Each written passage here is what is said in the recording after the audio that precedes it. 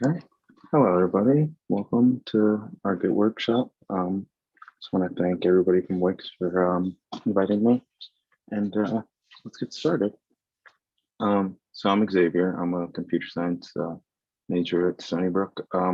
It's just going to be like a basic overview to get people started with Git. There's a lot you can do with Git and a lot of different functionality it has, both like project management or version control. But this is just a basic overview to get you started, and then I'll give you guys some resources where you can learn some more. So this is what we're going to cover today. So just basic information. Then I'm going to help you guys install, which is pretty simple. There's multiple ways you can do it, depending on what platform you're on. Then we're going to configure some simple settings like your username and email. And then we'll move on to like some basic commands, some commands you're going to want to stay away from when it comes to command line, things that can ruin your computer, and some basic commands to know that'll make your life easier. And then just some questions and answers, hopefully, that I have for you guys, and some more resources. So let's get started. So basically, what is version control? Vocabulary and some basic skills. Here's a nice little diagram to give you a basic overview of how the pipeline works. All seems kind of abstract if you've never looked at Git, but I promise the vocabulary is as simple as it looks like. Push, pull sounds like exactly what it is. But yeah, so version control, a way of keeping track of changes made for software over time. Why is this important? Because a lot of times when you write software, what you do is you'll end up breaking something else without like realizing it because it relied on something you were working on. So this gives you a backup to revert to other versions if you do something like that, or if you, for example, if the server crashes that you have your code on, you can always have the Git backup. And it also allows it, Git is different from other version controls that existed before because it's distributed over a network. So it allows multiple developers to work on the same project at the same time without like impacting each other. And it has ways to make sure that you're not breaking somebody else's code when you add something new through pull requests and stuff like that, different branches, all that. This is just a basic overview of what it does and what I just said. Okay, and obviously the creator of Git was Linus Torvalds, who is also the creator of Linux, and he does something else with some like unrelated project with scuba diving, which was pretty interesting, but just random fact. Here are some links with different QR codes, or you can just go straight to the links if you want. It's up to you guys. I do have the slides. I can share that with you guys later if you need the links for later. You guys can just copy them from the slides. Yeah, I'll give you guys a minute. Are there any questions so far?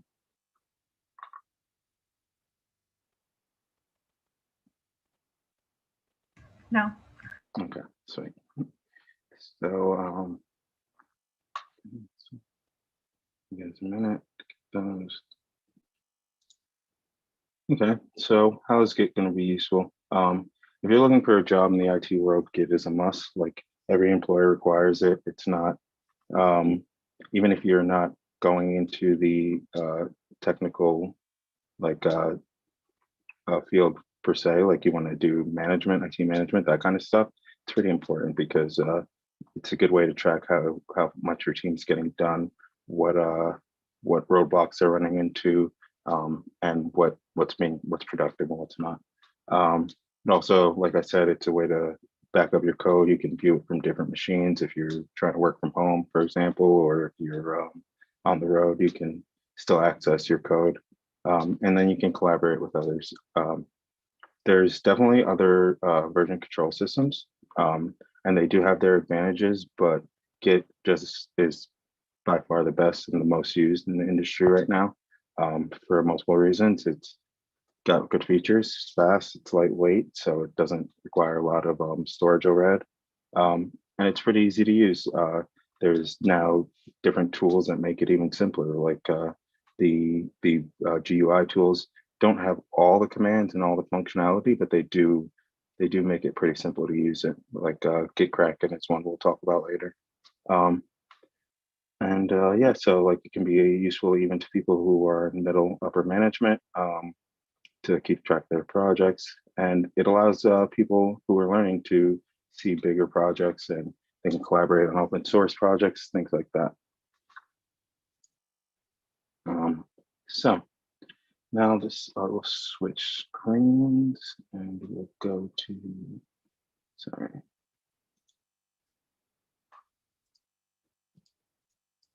So depending on what kind of system you're on, I'm on a Linux system. So the way for me to open my, oh, I'm sorry, let's install Git first to make sure everybody has it installed.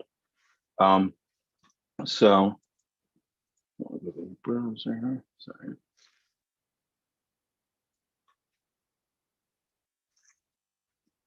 Just Google and you just type in Git for the first website, you see downloads. Here, pick whatever system works for you. Should I like zoom in? I'm sorry. I feel like my resolution might be a little high. You guys see? All good? Okay. Well, you go through whatever platform is the one for you. The good thing about this one is that it has a Git bash, which is pretty useful because you can get used to using Unix commands, which a lot of servers only have Unix. You're not going to see Windows a lot, Windows commands too much. At least I haven't in my time. But yeah, so the Git bash will look a lot like this. So it's good practice. And yeah, so you just go through the installation, and I'll give you guys a minute to do that. It's pretty simple. I would leave all the default options for now. You can do a lot of different stuff with it, but it's pretty good to just stick with the default for now.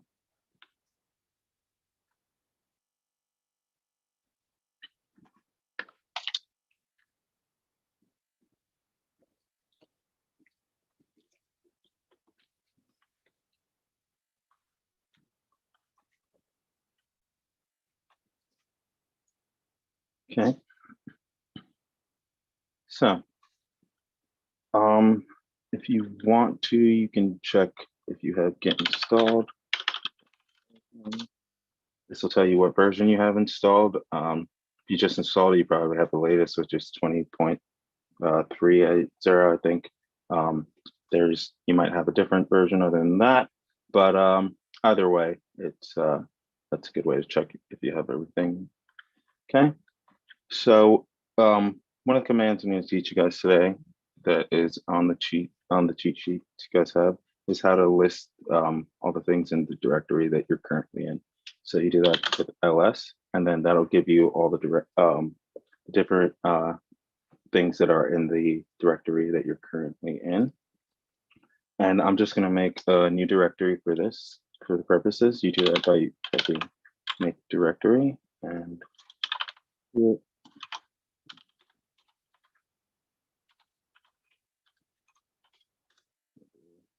create one of those. And then if you type in ls, you'll see GitHub Workshop. Okay. So if you want to navigate to that folder, what you're going to do is type in cd, just current directory. Can you make the font bigger? Oh, I'm sorry. Yeah. Let's see.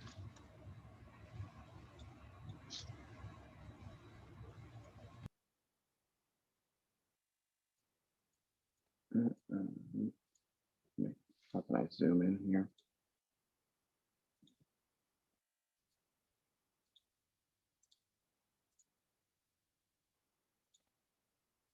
Is that better, guys? A little more maybe? There's a delay on YouTube, so I can't see it. Oh, no, it's okay.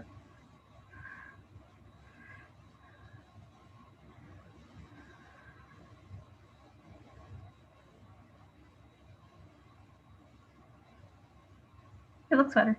Okay, perfect. Sorry about that. So to navigate to that directory, we're just gonna type in cd and then git. And a fun little trick you can learn is if you start typing something, you can just hit tab to autocomplete it. It'll get you to the closest. And if there's multiple, you can continue to hit tab to switch ones. So now you see I'm in the directory that I'm currently in. Okay. So what we're going to do now is we're going to go to the browser. I will open a new window and go here and definitely zoom in just to make sure. Let's see. And we're going to go to GitHub.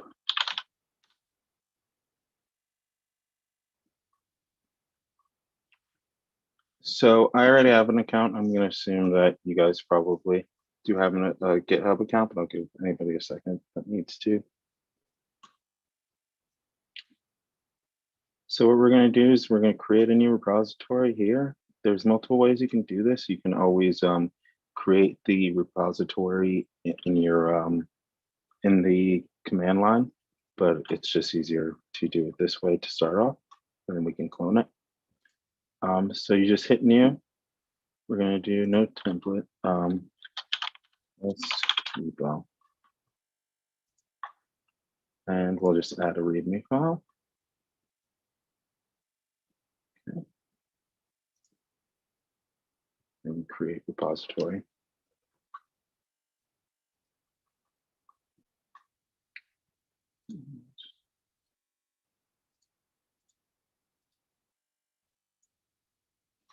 Okay. So then you can go here and you can copy the code for that repository, or I'm sorry, the address, the HTTPS address for the repository.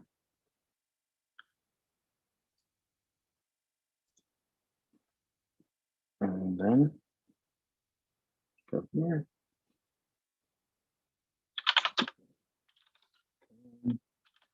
And paste.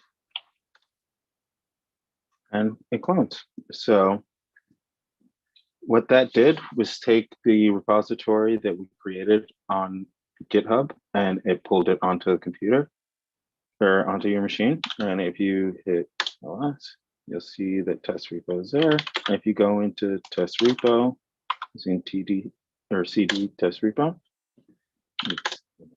ls again, and then you'll see the README file. Another way you can view this stuff is that'll get you to the dot will get you to the level above that you were, the directory above the one you were in. And then another way to see this is tree and then, oh, sorry. I forgot it actually, but you can print a tree, sorry. Either one. Okay, so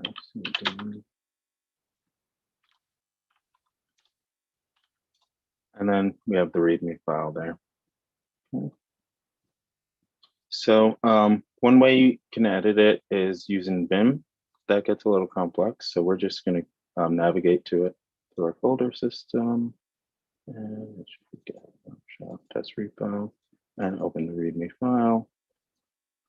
And you're going to see it just has the repo name at the top.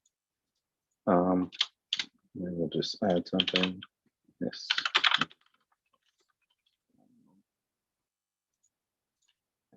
Sorry. Editor, and then you can save it. And you can type whatever you want. This is just to test it out. So now you've changed the file. The file that is on your machine is different from the file that you have on the repository. So what you're going to want to do is you're going to type in the command git add, and there's multiple ways you can do this, but the safest way to do it is, especially if you're just adding like changing one file, is to do git add and the specific file or the specific directory that you're trying to add.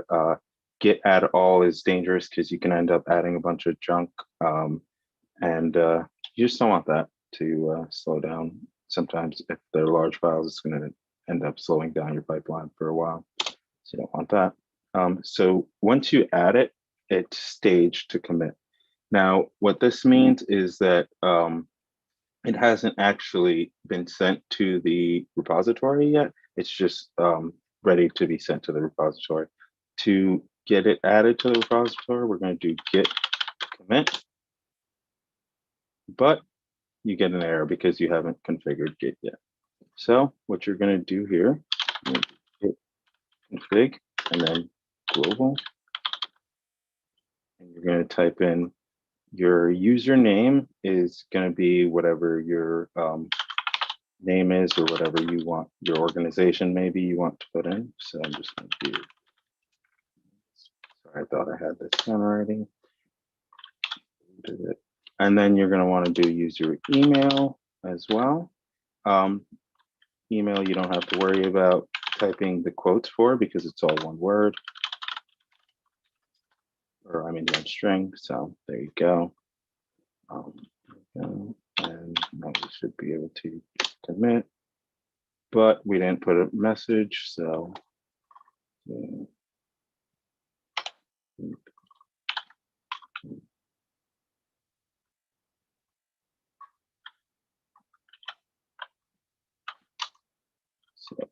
git commit, and then -m is the commit message, which is what it just asked for, but it's easier to show you this one. Message.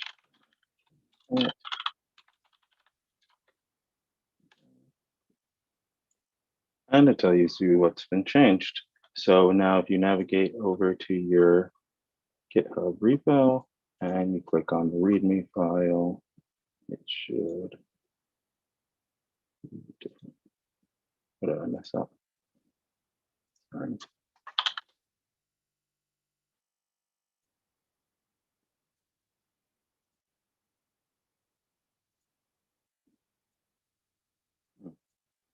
Oh, sorry.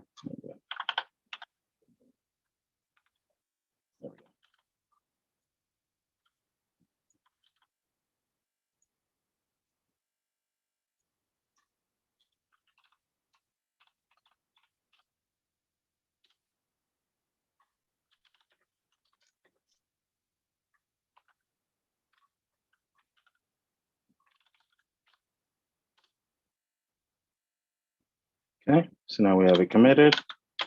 Git push, and it's going to ask me for my username, and then you type in your username, and then it's going to ask you for your password. Another way to do this is you can set up SSH, and there's going to be a guide at the end for how to do that.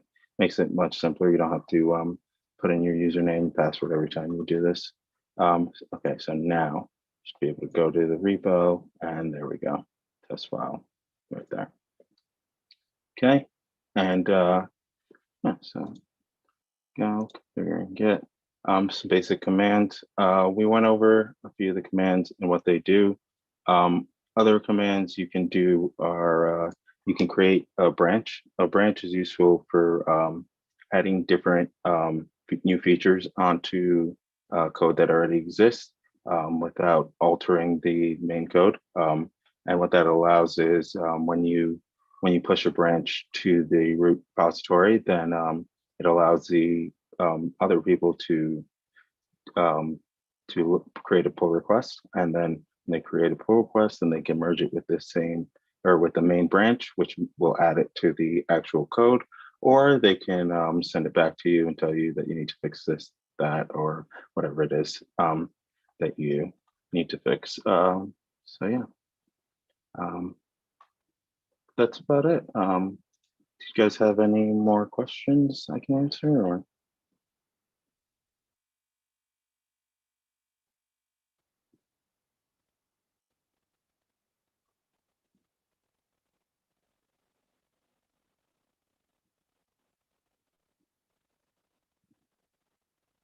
Yeah, okay. Well, here are some more resources. This book is great, has a lot of resources, gets way more into detail about different commands and what they do, and the different flags that are available, the ways to change the commands and to add options like the commit message, things such as that. Git Kraken is a good GUI tool that you can use to look at actually what's happening. It'll create like a, that's what I'm looking for, a vision board of what has been done and how far the project has moved along and the different pull requests and things such as that. And then there's a Code Academy course.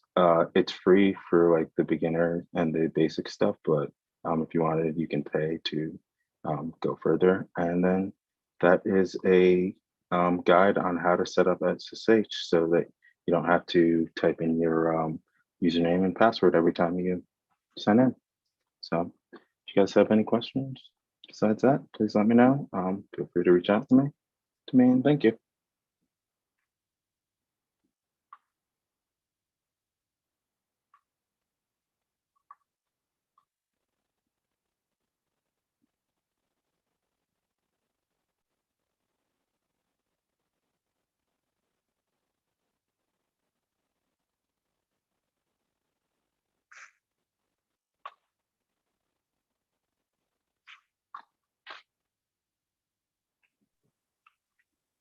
I'll just wait a little bit in case anyone has some last minute questions. No problem. Absolutely.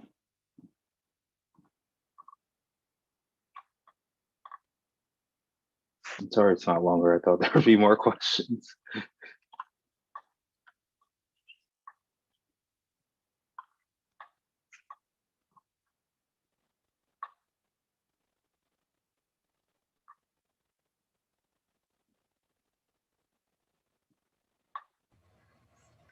Somebody asked, could I use a Pi for development?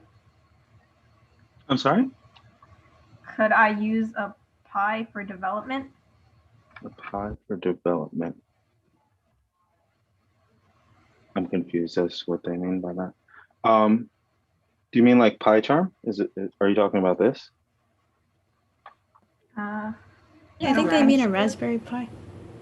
Oh, a Raspberry Pi. Yeah, hypothetically, you could absolutely use a Raspberry Pi for development. You can create a text file. You can load Python onto it and stuff like that, as long as it has enough memory. And you could use Vim to write the code. Yeah, I'm sure you could use a Raspberry Pi for development. For robotics, we actually sometimes write code straight on our NVIDIA machines.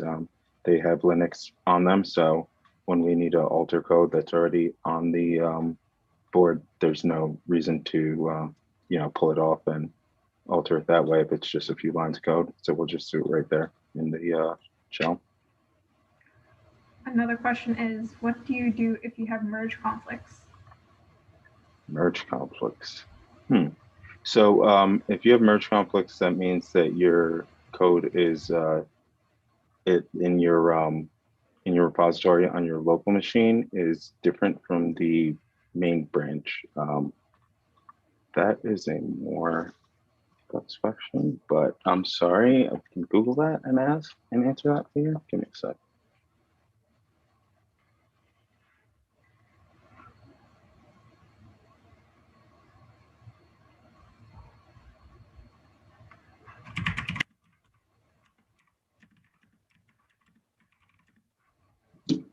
So there is a great the Git command workshop that I gave you has a great explanation on that.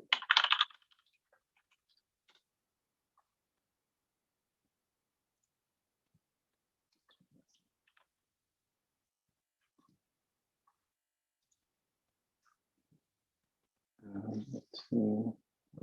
Design.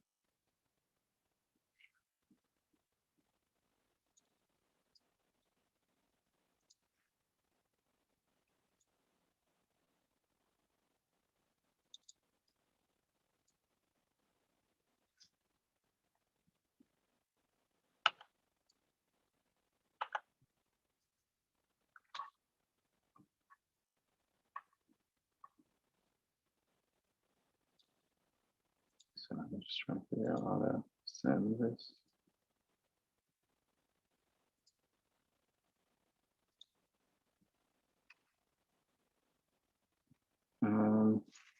Well, here's the link. I'm sorry. Make this easier.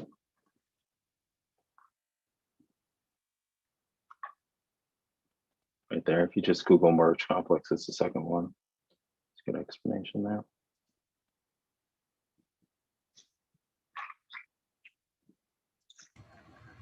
Somebody asked, do you have any recommendation for using Git in a team? As far as using it on a smaller team level or for like a professional level?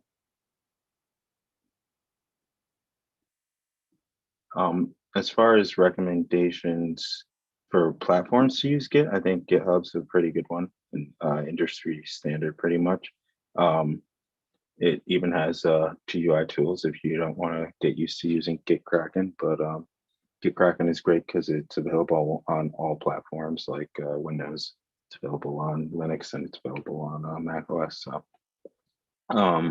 that's a great tool if you don't want to get used to using the command line.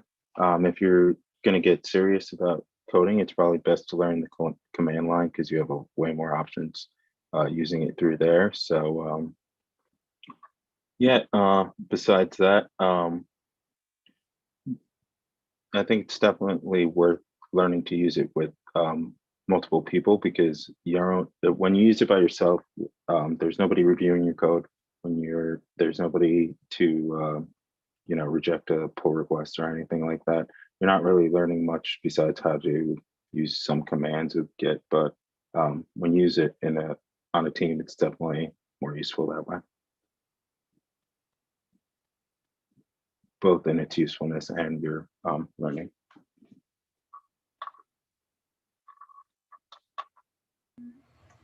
Somebody's asked, what's the difference between GitHub Desktop on Windows and the Git Terminal? So the Git Terminal is going to be something like this. The GUI is like what I was talking about with Git Kraken. It's making it simple. So it's doing the same stuff that's happening on the command line. Stuff is just happening behind the scenes. And it's already like what you can do is already set by whatever it's coded by the GUI. And like I said, they're very, they've gotten very extensive what they can do, but they still can't do everything is that's a problem there. And like we talked about before, somebody asked about the Raspberry Pis. You're not going to really have room to download a Git Kraken on a Raspberry Pi. So it's good to be able to use it on the command line, or if you're working on a server, for example, you might not have access to GUI capabilities. So that's another reason to learn the command line. Somebody else asked, can you describe in simple words what Git is and does? Is it basically storing pieces of your work so you can modify it without affecting it? So is it basically storing pieces of your yes, it's storing pieces of your work. But what's the easiest way to explain this? So before you only had your code. If you were writing a code, you only had it on your machine, right? And nobody else could see that code. The difference with Git is that it does store the pieces of that code, and it does store different versions and different branches and all that. But the beauty of it is that because it's distributed, because it exists in, I guess, the cloud, we can call it, you can have your own system that's not connected to the internet that has a repository on it. But the point is that it allows multiple people to work on it as a team at once, or on a larger scale. For example, you have open source projects where multiple people can fork the project, they can alter it, and yeah, so it protects the project's integrity as well, because not anybody can just like go alter the code. You have to have special permissions. There's multiple layers to why Git is good, but I think the easiest way to explain it is right now is just that it allows multiple people to work together on on code that is that is distributed and it is backed up and safe.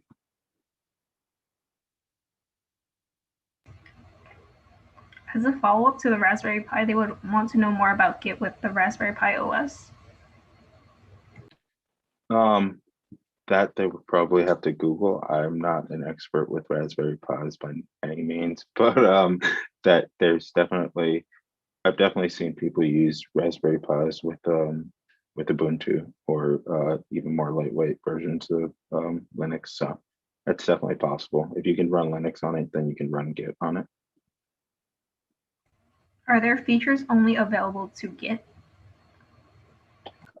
Yes, I believe it has proprietary features. I'm not sure exactly what they are. I know that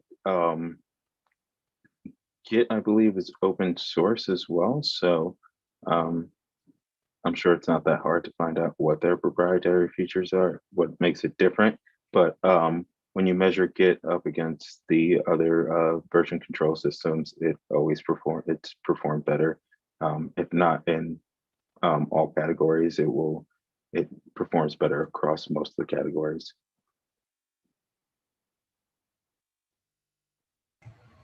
Somebody wants to know, is Git basically like a VS Code live code team editing?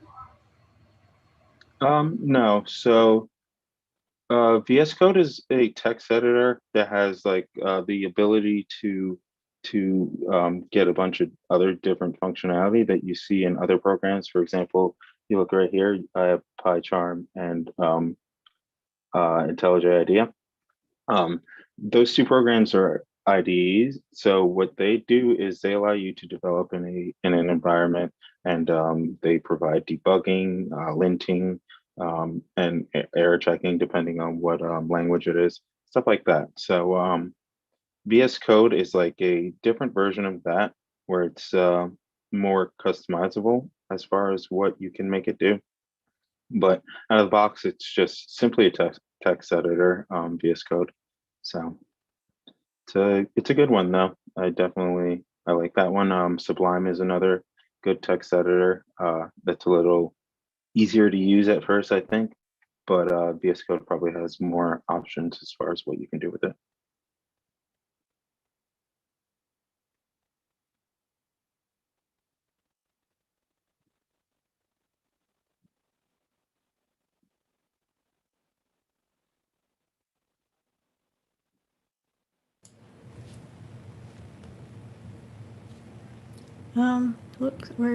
Looks like the chat slowed down a bit, so I'll just give it a few more minutes. Okay.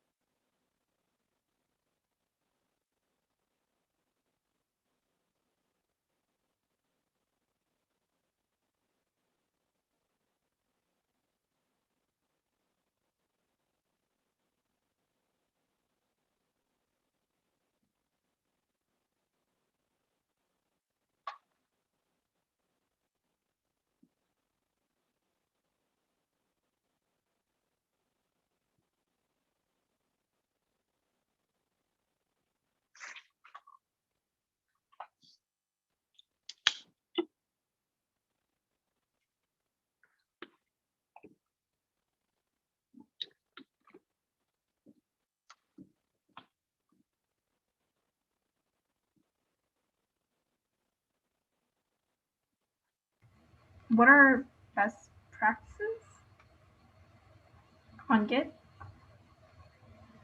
Best practices. So definitely be careful using the RM command, because you want to be careful with what you delete. That's just in general for the shell. You don't want to use that very sparingly. RM can be dangerous. But best practices. What else? Setting up a secure GitHub is definitely important as far as depending on what you're working on. If it's anything that you don't want anybody else to have access to, make sure you set the right privacy settings and the right license. Can save you a big headache. What else? Yeah, and that's just about it. And remember that when you upload something to a public repository, that it's actually public and it's out there, and it's unlikely that somebody might just happen upon it, but people can happen upon it. So be careful what you upload. I don't know if this changes the answer, but he's Mhm. asked more specifically in small groups, like at hackathons. So I would say not to get hung up too much on the Git aspect of it.